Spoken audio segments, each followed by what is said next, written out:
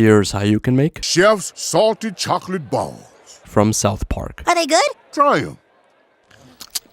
Hey, these are good. Yeah, I love your salted chocolate balls, Chef.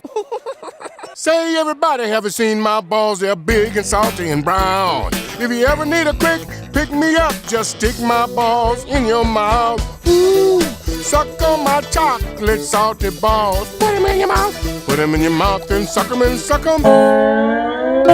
It's quite good. It just tastes like chocolate and salt in a ball. And it's really easy to make in a food processor. I just added chocolate, walnuts, some dates, coconut oil, peanut butter, salt, and some more chocolate if you want. Then you just make balls, leave it in the fridge, and it turns into these guys. It's basically like a date ball, but with a bit more chocolate. I also went a bit fancy with the salt and used some black truffle salt, so I'm getting a bit of that truffle flavor. I think Chef knows what he's doing. It's almost like a gulab jamun where it's just too sweet to have more than one. If I had to rate this, I'm going to give this maybe a 7.9 out of 10.